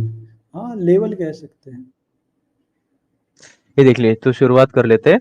महाराज उनमें कोई तमस्तम परायण पुद्गल कैसे होता है? यहाँ महाराज कोई पुरुष नीच कुल में या फुकुस कुल में, चांडाल कुल में, वेनु कुल में, निषाद कुल में या रथकार कुल में। अब देखिए यहाँ पे ना अल्प विराम दिया गया है, ठीक, अल्प विराम दिया गया है। उसने क्या कहा पता है आपको कुणाल जी? कहता है कि देखो हुँ। भगवान बुद्ध ने चांडाल कुल को ही नीच कुल बोला है। हुँ, हुँ, हुँ, हुँ। क्या कहा जाए, उसको अल्प विराम का अर्थ भी नहीं पता रहेगा। और नीच का अर्थ नीच नहीं है ना, अभी की लैंग्वेज के प्रमाण से नहीं, वो है एक हम्म लेवल के प्रमाण, ऊँच और नीच के साथ। आगे जब हम देखेंगे दूसरा नंबर का देखेंगे सॉरी दूसरे नहीं, तीसरे नंबर का देखेंगे ज्योतिषतम परायण, तो वहाँ पर देखिएगा वहाँ पर उच्च शब्द उपयोग हुआ है। तो उसका हाँ, ऑपोज़िट जो नीच होता है, वो और यहाँ पर यूज़ एक हुआ है। और चीज है यहाँ पे, वहां पे जो है आर्थिक चीज भी आती है ना, कि आर्थिक हाँ, लेवल आर्थिक परिस्थिति के रूप में भी ऊंच या फिर नीचे डिसाइड होता है, जो कि आज के समय में भी होता है, काफी सामान्य सी हाँ, बात है। बिल्कुल। नहीं, यहाँ पर अभय जी देखेंगे, जब आप पूरा सूत्र अभी लोगों को दिखाएँगे तो आप देख पाएँगे कि यहाँ पे जो कुल की बात की है ना, फिर भगवान बुद्ध बता रहे हैं कि ये इसको नीचा कुल क्यों माना जाता है, तो वहाँ पर यही आर्थिक परिस्थिति की बात की गई है। फिर वहाँ पर भगवान बुद्ध बताते हैं कि इन लोगों को देखने में कुरूप लगते हैं कि क्यों लगते हैं, तो वहाँ पर भी बताया गया है कि क्योंकि वो रोगी होते हैं, क्योंकि उनके पास पैसे नहीं होते, तो उतना सामर्थ्य भी नहीं है कि अपने को ठीक कर पाएँ। हम्म। तो इस प्रकार से बहुत कुछ बताया गया है भगवान बुद्ध ने। चलिए वही देखते हैं अभी अच्छा, आप आज थोड़ा बताइए। आराम आराम से। बिल्कुल। ये सब दरिद्र कुल है। ठीक है, अब भगवान बुद्ध ने खुद से नहीं कहा, आक्षेप नहीं लगाया कि ये दरिद्र ही होते हैं, ऐसा नहीं बोला है भगवान बुद्ध ने कि ये जो कुल है ये दरिद्र होते हैं पैसे वगैरह से। ओके, जहां जीवन यापन के लिए दैनिक भोजन भी बहुत कठिनता से अर्जित हो पाता है, वहां उत्पन्न पुरुष प्राय दुर्वर्ण न देखने योग्य, कुरूप, लंबाई में नीचा, वामन एवं रोगी होता है, जैसे कान, कुब्ज, लगड़ा या पक्षघात, लकवा से ग्रसित विकलांग। उनको अन्नपान, वस्त्र, यान, माला, गंध विलेपन, शैया एवं प्रकाशमय आवास गृह मिलने अति दुर्लभ होते हैं। वह शरीर से, वाणी से, ओके इसका थोड़ा मैं ये दिखा देता हूं, एक क्षण बस। हाँ।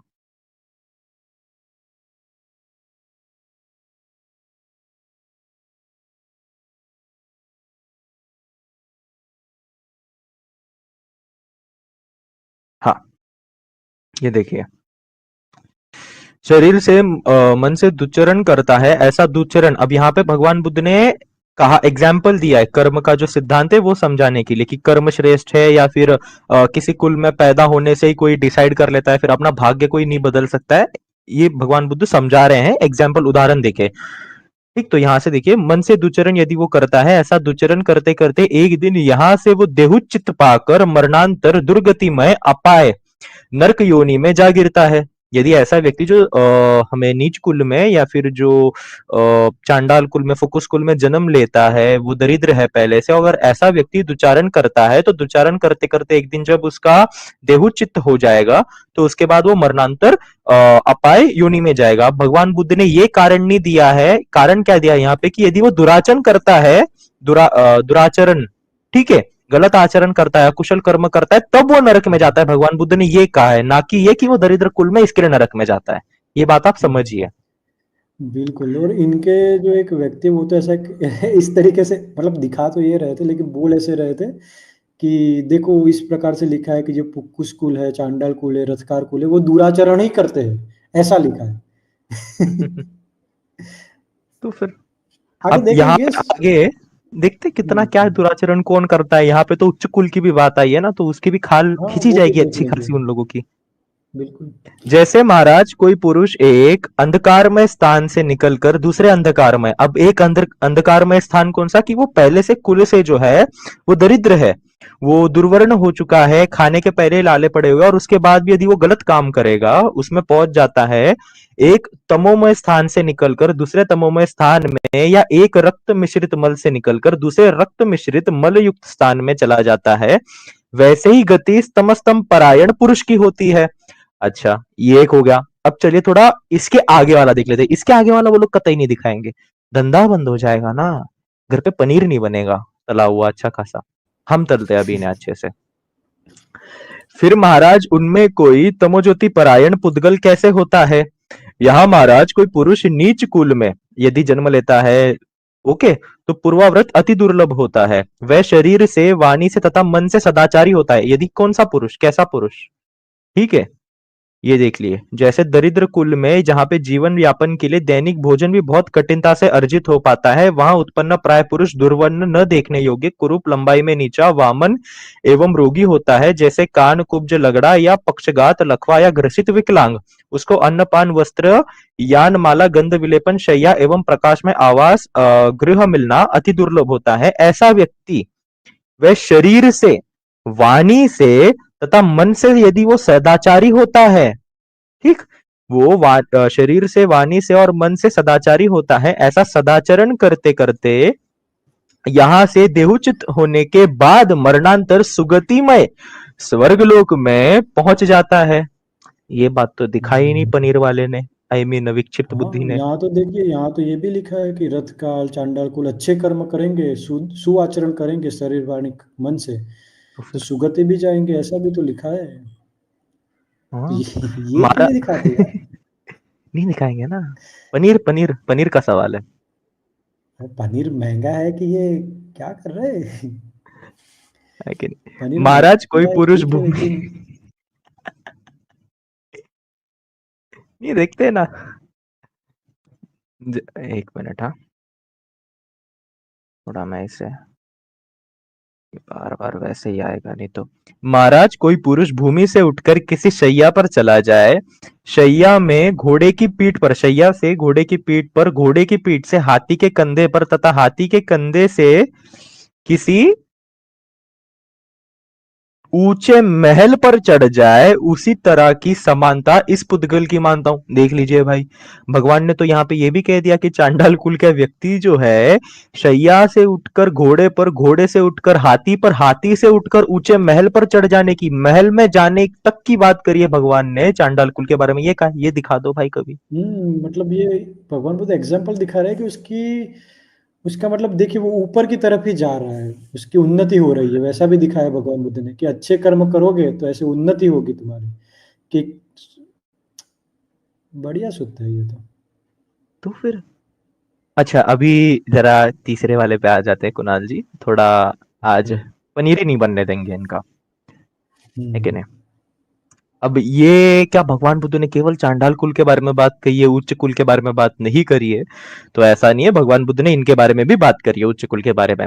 महाराज यहाँ कोई ज्योतिष संपरायण पुद्गल कैसे होता है? तो यहाँ महाराज कोई पुद्गल उच्च कुल में उत्पन्न होता है, जैसे वैभवशाली क्षत्रिय कुल में, वैभवशाली ब्राह्मण कुल में, या वैभवशाली गृहपति कुल में।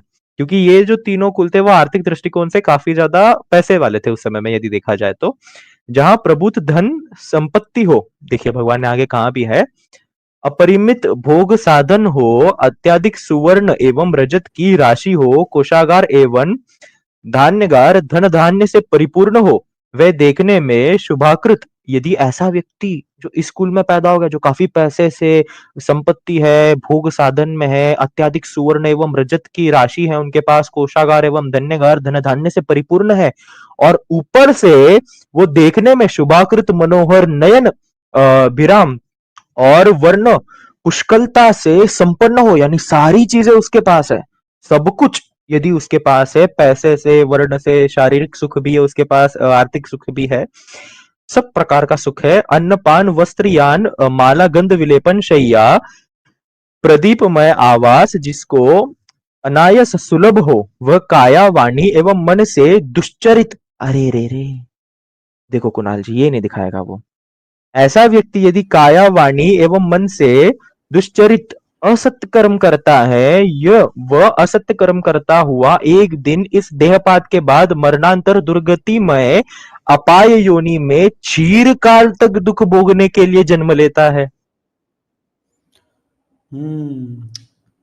अच्छा, उनके हिसाब से देखा जाए तो फिर ये तो वैसा बोलने लगे कि इस स्कूल जो खत्तीय कुल है, वैश्य कुल है, ब्राह्मण कुल है, वो लोग दुष्चरित्र थे, वैसा हो जाएगा उनका तो, उनके हिसाब से देखने हाँ जाए तो।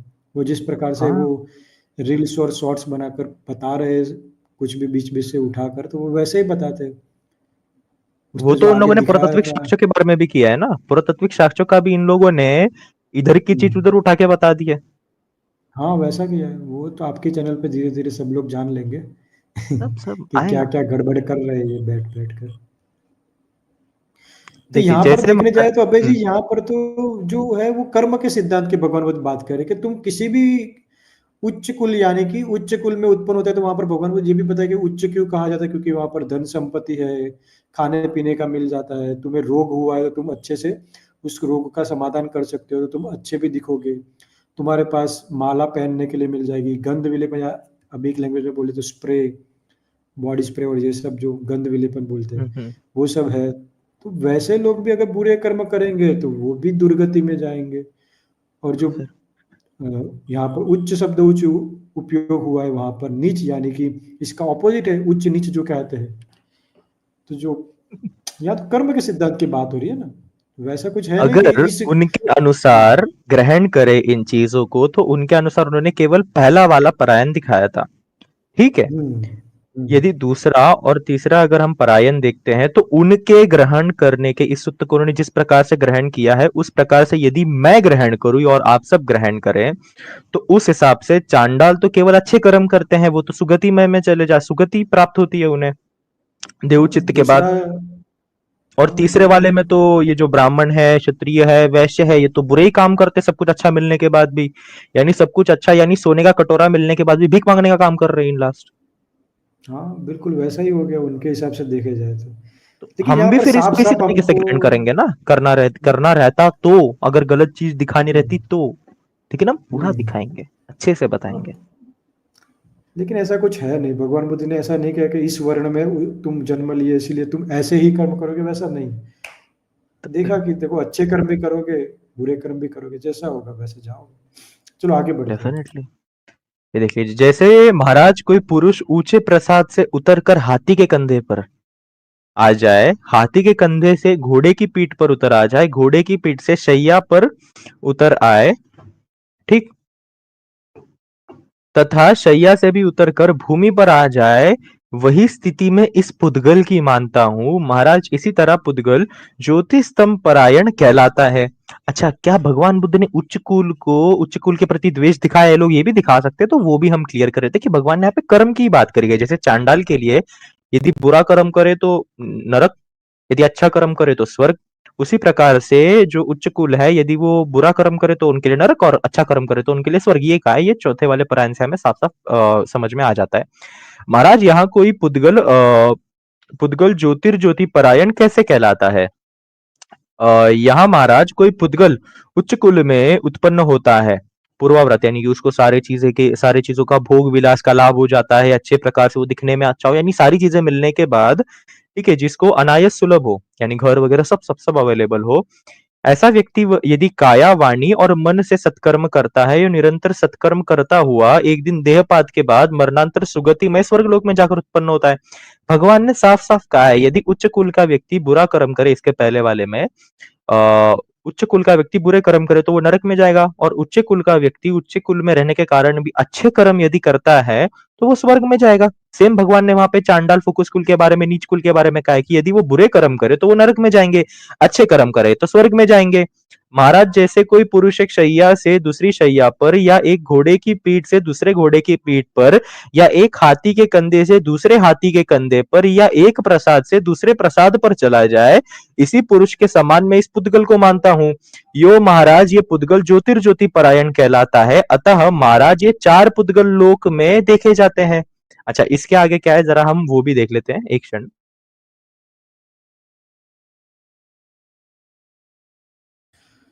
तो ओके। यहाँ पर आप सब लोग देख पा रहे हो कि कर्म व्यवस्था की, कर्म के सिद्धांत की बात हो रही है। कोई भी किसी को वर्ण को लेकर या किसी लीनेज या कुल में जन्म होने के कारण किसी को ऐसा नहीं कहा जा रहा है कि तुम बुरे कर्म ही करोगे या अच्छे कर्म ही करोगे, ऐसा नहीं कहा जा रहा है। कोई भी होता है वो अच्छे हम्म। कर्म बुरे कर्म कर सकता है। अच्छा, भगवान ने केवल ये चांडाल और उच्च कुल वाला, सुगति दुर्गति वाला यहाँ पे उदाहरण नहीं दिया था, आगे भी भगवान ने जो है एक उदाहरण दिया हुआ है, वो भी हम देख लेते हैं। भगवान बोले, पूर्वव्रत बिल्कुल। महाराज, संसार में चार प्रकार के पुरुष होते हैं। अब वो कौन से चार प्रकार के, चलिए जरा वो हम देख लेते हैं एक बार। ठीक। जैसे राजन कोई दरिद्र पुरुष, श्रद्धा रहित, अति लोभी, ठीक है, यदि कोई दरिद्र पुरुष जो है, आज ही मैंने एक लेक्चर में जो है श्रद्धा बल के ऊपर जो एक पढ़ाया था बच्चों को, पाली वाले में। जैसे राजन कोई दरिद्र पुरुष श्रद्धा रहित, अति लोभ, कंजूस, पाप संकल्प वाला, मिथ्या दृष्टि तथा पुण्य कर्म में आदर न रखने वाला होता है, वह श्रमण ब्राह्मण तथा अन्य याचकों की निंदा करने वाला, उनको अपशब्द बोलने वाला नागरिक एवं क्रोधी होता है। वह याचकों के लिए दान करने वाले पुरुषों को रोकता है। हे राजन, जनादीप वैसा पुरुष मरने पर तमस्तम परायण कहलाता है। ठीक। यानी अच्छा, यहाँ पे कई लोग कहेंगे कि देखो देखो, जो श्रद्धा नहीं रखता है, ठीक, यानी जो नास्तिक है उसके लिए बात की गई है, तो देखो, श्रद्धा या बिलीफ, फेथ, भरोसा रहना काफी ज्यादा जरूरी रहता है। उदाहरण के लिए कुणाल जी, यदि हम देखते हैं कि एक पुरुष, दो दो व्यक्ति है, नदी के किनारे पर खड़े हैं, एक को खुद के ऊपर हम्म, भरोसा है और उसके खुद वो तैराक है, दोनों को भी तैरना आता है, उसको उसके तैरने की कला पे श्रद्धा है, खुद पे श्रद्धा है, भरोसा है, तो वो तैरकर चला जाता है। दूसरे वाले को भी तैरना आता है लेकिन वो श्रद्धा नहीं है, उसका बिलीफ नहीं है, उसको खुद पे भरोसा ही नहीं है, तो वो सोचता है कि अरे मैं चला जाऊंगा तो डूब जाऊंगा, मर जाऊंगा, तो वो पार ही नहीं कर पाता है और दूसरा व्यक्ति चला बिल्कुल, जाता है। यदि श्रद्धा में बल बिल्कुल। हो तो वो श्रद्धा काम आती है, सामान्य सी बात है। ओके, यहाँ पे देख लेते हैं फिर आगे। भोजन याचकों के दाता को वे दान से रोकता नहीं है, हे राजन, हे जनादीप, वैसा पुरुष तमोर ज्योति परायण कहलाता है। वह यहाँ देहपात के बाद सुगतिमय मार्ग, यानी कौन सा पुरुष, हे राजन, कोई दरिद्र पुरुष, यदि कोई दरिद्र व्यक्ति जो है वो श्रद्धा श्रद्धा उसमें है, ठीक है, वो लोभी नहीं है, वो कंजूस नहीं है, वो पाप संकल्प वाला नहीं, वो पुण्य संकल्प वाला है, मिथ्या दृष्टि उसमें नहीं है, वो पुण्य कर्म करता है, भोजन याचकों के दाता को वह दान से रोकता नहीं है, यानी जो व्यक्ति दान देते हैं उनको वो दान देने से रोकता नहीं है, तो ऐसा व्यक्ति वो दरिद्र कुल में रहने के कारण भी वो तमोर ज्योति परायण कहलाता है। वह यहाँ से देहपात के बाद सुगतिमय स्वर्ग में पहुंचता है। यहाँ पे तो भगवान ने दोनों एग्जाम्पल दिए। अच्छा, यहाँ यहाँ पे पे तो आगे भी भगवान ने दिया हुआ है। पूरा पूरा सूत्र का निचोड़ दिया है कि जो भी है वो इस तरीके का व्यक्ति है, दरिद्र, श्रद्धा रहित, कंजूस, पाप वाला। अच्छा, यहाँ पर अभय जी एक बात बतानी चाहिए कि यहाँ पर जो श्रमण ब्राह्मण की बात हुई है, तो ब्राह्मण शब्द को लोग वर्ण व्यवस्था वाला ब्राह्मण मत समझ लीजिए। हमने सबसे पहले ही सूत्र जो देखा, वासिष्ठ सूत्र, वहां पर हमने बताया कि जब भगवान बुद्ध कह रहे हैं कि ब्राह्मण, तो भगवान बुद्ध की डेफिनेशन देखनी चाहिए। जैसे कि भगवान बुद्ध कह रहे वेदज्ञ, वेदगु, तो वेदगु शब्द का अर्थ क्या है वो भगवान बुद्ध ने बताया, वैसे लेना चाहिए, ना ही कि बाकी सब लोग समझते वैसे नहीं। तो भगवान बुद्ध ने ब्राह्मण शब्द की डेफिनेशन बता दी गई है कि ब्राह्मण किसे कहते हैं, श्रमण किसे कहते हैं। इसी तो प्रकार से ब्राह्मण शब्द त्रिविद्या से ऐसा, तीर्ण वेदनंग का भी है। हाँ, तो ये ब्राह्मण जो शब्द यहाँ पर जो यूज हुआ है, तो यहाँ पर ये ब्राह्मण शब्द वो वाला नहीं है कि किसी को जन्म से ब्राह्मण हो गया इसलिए उसको उसके ऊपर अपशब्द नहीं बोलने हैं या क्रोध नहीं करना है, वो वैसी बात नहीं। ब्राह्मण जो आगे बताया ना कि जिसने मतलब कि बहुत ही शांत स्वभाव का होता है, अपमान होने पर भी शांत रहता है, अपने इंद्रियों को संयमित रखता है, उसी को ब्राह्मण का है।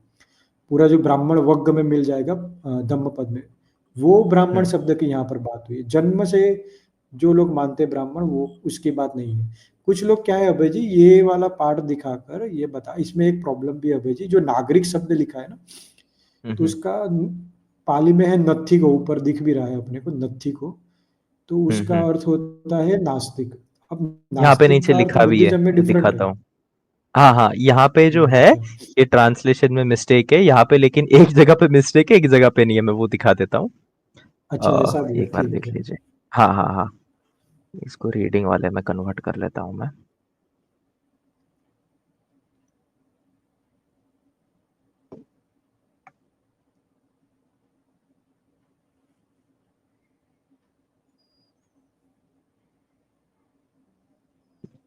ये चले जाते हैं हर जगह पे अपना बाबूजी ढूंढने को, अब क्या ही कहे इन्हें। ओके, ये थोड़ा सा जो है मैंने एकदम कट टू कट डाला है, इसके लिए प्रॉब्लम हो रहा है और कुछ नहीं। हाँ, अभी ठीक है। ये देखिए, ओके, हे ओके। राजन, कोई पुरुष वैभवशाली होता हुआ भी श्रद्धा रहित, अब यहाँ पे देखना, यदि कोई पुरुष बहुत ही ज्यादा वैभवशाली है, सारी चीजें उसके पास अवेलेबल है, होता हुआ भी यदि वो श्रद्धा रहित रहता है, श्रद्धा उसमें नहीं है, श्रद्धा बल है ही नहीं, अति लोभी है, कंजूस है, पाप संकल्प वाला है, मिथ्या दृष्टि, पाप कर्मों में आदर, पुण्य कर्म में आदर न रखने वाला है, वे श्रमण ब्राह्मण एवं दूसरे याचकों की निंदा करने वाला है, उनको अपशब्द बोलने वाला, नास्तिक एवं क्रोधी होता है। यहाँ पर सही है ट्रांसलेशन, कभी हाँ, कभी हो यहाँ जाता पे है। सही है। हुआ है बहुत तो जगह यहाँ पे पर जो ट्रांसलेशन नास्तिक मिस्टेक से। शब्द, हाँ, तो वो लोग क्या बताते हैं कि देखो देखो भगवान बुद्ध क्या कह रहे हैं, कि जो नास्तिक होता है ना, उनको देखो क्या कह रहे हैं भगवान बुद्ध, कि नास्तिक एवं क्रोधी होता है, कि देखो नास्तिक को, हाँ तुम लोग नास्तिक को देखो क्रोधी कहा गया है, ऐसा भी दिखाते तो हैं। सामान्य सी बात है, क्योंकि जिस प्रकार से उस समय में हम देखने मिलते हैं, जो बौद्ध ग्रंथ है और जो जैन ग्रंथ है, उसमें जो हम्म, नास्तिक है वो प्रत्येक बार जो है वो मद्यपान की बात कर रहा है, प्रत्येक बार परस्त्री गमन की बात करता है। जो लोकायत दर्शन है, वो लोग इसी प्रकार की बात रखते हैं और वो एक दूसरे के प्रति द्वेष रखते हैं, उच्छेदवादी है वो तो पाप और पुण्य कर्म, अच्छे और बुरे कर्म में भी नहीं मानते, अच्छे नहीं बुरे का मानते भेद भी हैं। नहीं जानते वो लोग। तो नास्तिक का अभी जो नास्तिक है वैसे नहीं लेना चाहिए ना। धम्म में उस वक्त में 2600 साल पहले किसे नास्तिक कहा गया था, किसे नास्तिक माना जाता था, उनकी फिलोसॉफी क्या थी, उनकी मेन जो टीचिंग्स क्या थी, उस तरीके से समझना चाहिए। तो वो जब हम डिटेल में पढ़ते तब पता चलता है कि नास्तिक का अर्थ क्या है। अभी तो क्या है कि ईश्वर को नहीं मानने वाले को नास्तिक कह देते हैं, बस इतना ही सबको पता है, लेकिन बहुत हम्म। डिटेल में है।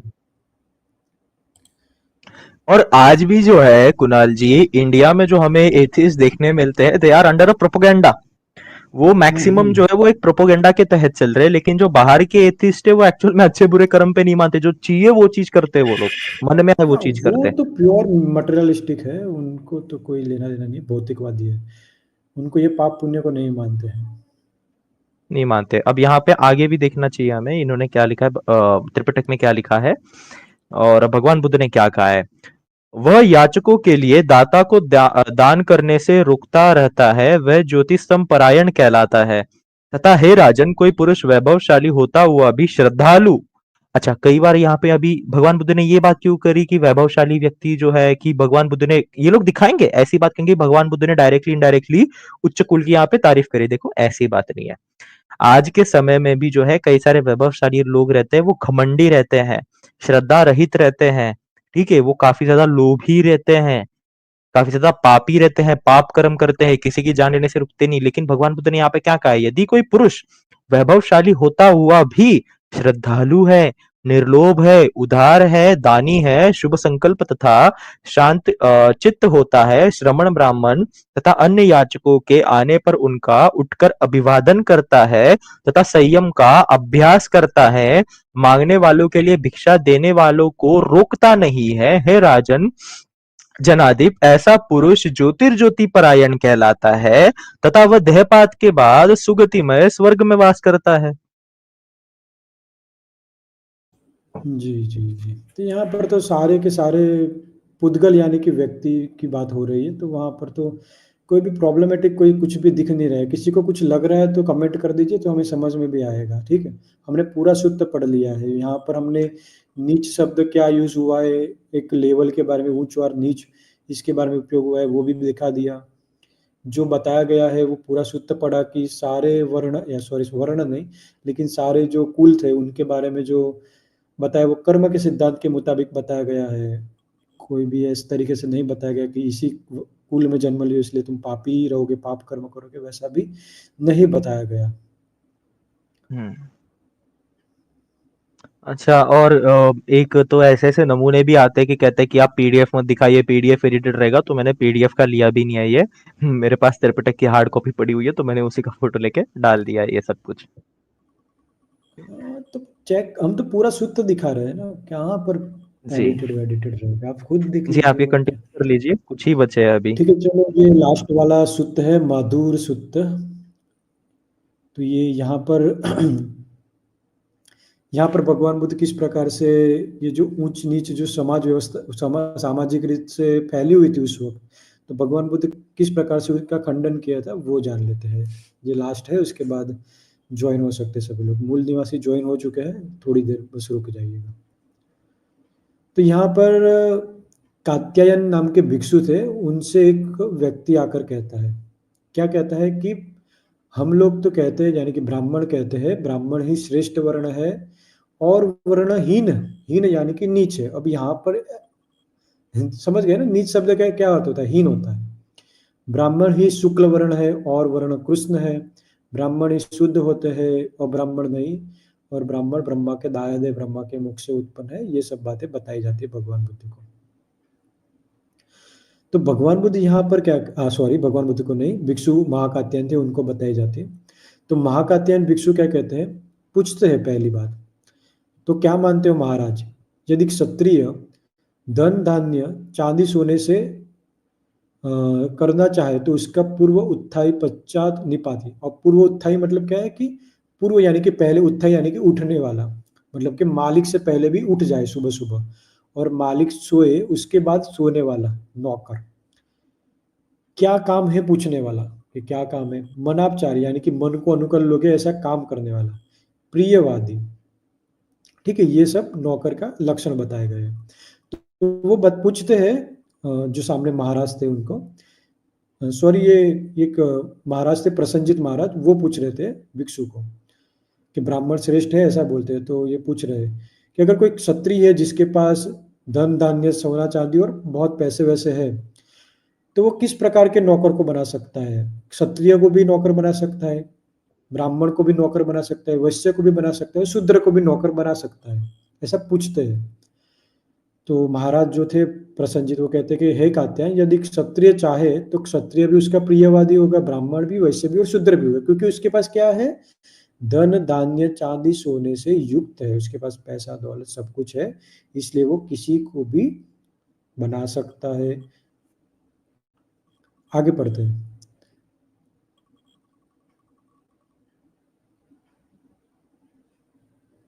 दूसरा पूछते हैं वो भिक्षु जी, तो क्या मानते हो महाराज, अगर ब्राह्मण यदि चाहे, जिसके पास धन धान्य और सब कुछ था, सेम जो ऊपर लिखा हो वही, इसीलिए यहाँ पर डॉट डॉट लिखा हुआ है, तो मतलब कि ऊपर जो है वैसा ही सेम लिखा है। तो कि ब्राह्मण जो चाहिए, उस ब्राह्मण यदि हो, उसके पास भी धन धान्य दौलत संपत्ति हो, तो वो भी अपने को सेवक बनाना है किसी को, तो किसी ब्राह्मण को सेवक बना सकता है, वैश्य को बना सकता है, शूद्र को और क्षत्रिय को भी बना सकता है क्या, ऐसा पूछते हैं। तो वो कहते हैं कि हाँ, ब्राह्मण भी चाहे तो बना सकता है, उसके पास धन धान्य सब कुछ हो, तो वो ब्राह्मण को भी, वैश्य को भी, शूद्र को भी, क्षत्रिय को भी, किसी को भी बना सकता है। फिर आगे देखो भिक्षु क्या पूछते हैं, अगर वैश्य के पास भी इस तरीके की दौलत हो, पैसे हो, धन धान्य हो, तो क्या वो भी शूद्र को, ब्राह्मण को, नेक्स्ट बताइएगा।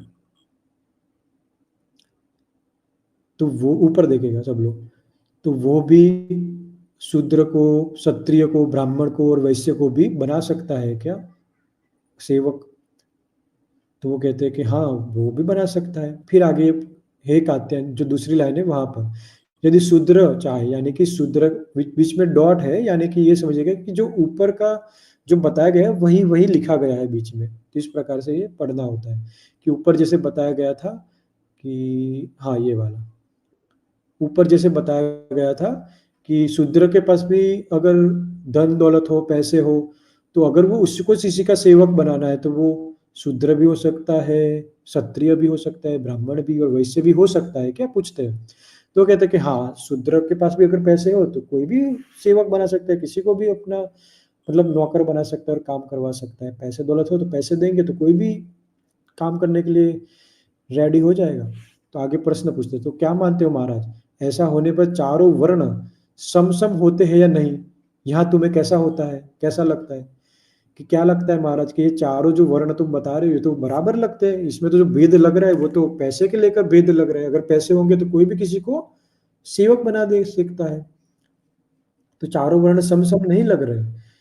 तो ये जो बॉक्स किया गया है वो देखे, जरूर है कात्यायन, ऐसा होने पर तो चारों वर्ण समसम होते हैं, यहाँ कोई भेद में नहीं दिखता हूँ। तो इस प्रकार से भी महाराज तुम्हें समझना चाहिए कि लोक में ये सब हल्ला मचा रखा है, हल्ला ही भर है कि ब्राह्मण ही श्रेष्ठ है, ब्राह्मण ही शुक्ल है, बाकी कृष्ण मतलब कि काले है, ब्राह्मण ही शुद्ध है, बाकी शुद्ध नहीं है। इस प्रकार का बस हल्ला मचा रखा है, लेकिन सत्य में ऐसा कुछ भी नहीं है। ये जो असमानता दिखाई देती है वो सिर्फ पैसे धन दौलत के कारण ये असमानता दिखाई देती है, कोई किसके नीचे काम करेगा। इसमें कोई जन्म को लेकर कोई भी असमानता नहीं है, ये बताया गया है इसमें। अच्छा अभय जी, कुछ बताना चाहोगे आप इसमें बारे में? हाँ, अच्छा, ज़्यादा तो नहीं, मैं एक ही चीज़ कहना चाहूँगा। इसका एग्ज़ाम्पल तो हमें आज भी देखने मिलता है कि कई सारे हमारे मित्र हैं, वो उच्च कुल से नहीं है बाय बर्थ अगर देखा जाए तो, लेकिन उन्होंने अपने कर्म से, जो काम वो करते हैं, प्रोफ़ेशन से काफ़ी अच्छे तरीके से उन्होंने पैसा कमाया है। ओके, तो उन्होंने ब्राह्मणों को अपने घर में, क्षत्रियों को अपने घर में रखा हुआ है काम करने के लिए। मेरे हैं हाँ, बहुत सारे रखा हुआ मित्र है। ऐसे। मैंने भी देखे हैं, ऐसा कुछ भी नहीं है। हाँ, मैं जहाँ पर तो जॉब करता था इसके पहले भी, तो वहाँ पर 4 थे, 4 मतलब जो जिसको ब्राह्मण कहा जाता है, तो वो लोग भी थे, तो वो उनके नीचे काम करते थे, ऐसा था। तो तो वैसा फिर जो भगवान बुद्ध के 2600 साल पहले क्या बात कर रहे हैं? ऐसा नहीं कह रहे कि जन्म से तुमने जन्म ले लिया इसीलिए तुम उच्च हो गए या नीचे हो गए, ऐसा कुछ भगवान बुद्ध नहीं कह रहे। भगवान बुद्ध बता रहे हैं कि ये सब जो ऊँच-नीच दिखाई दे रही है, ये तो सब पैसा, दौलत की जो ऊँच-नीच है उसके कारण दिखाई दे रहा है कि कुछ लोग कुछ व्यक्ति के नीचे ही काम करते दिखाई दे रहे हैं। लेकिन पैसे के कारण हो रहा है, अगर शूद्र के पास भी पैसे आ जाएँगे, तो वो भी किसी को भी रख सकता है और आज हम देख भी रहे हैं, वो भी किसी रख सकते हैं सेवक बना सकते हैं, वो देख पा रहे हैं बाबा साहब जी की देखो कृपा कैसी है। तो बाबा आप साहब जी का भी तो एक सेवक था ना, ब्राह्मण, अच्छा मुझे नहीं पता नानक अच्छा ऐसा चंद्र ऋतु करके था, नानक चंद्र ऋतु। अच्छा, हाँ, अभी तो ब्राह्मण ही तो था। अच्छा, अच्छा तो देखिए ये पैसे के लेकर ये सब ऊँच-नीच दिखाई देती है, लेकिन सत्य यथार्थ में अगर देखने जाएँ तो ये सब ये बकचोदी भी कहते हैं, ये सब हल्ला मचा रखा है सिर्फ़। तो सच में हल्ला मचा रखा है कि ये सब नहीं होता है कि कोई जन्म से ऊँचा हो जाएगा, जन्म से नीचा हो जाएगा, ऐसा नहीं होता है।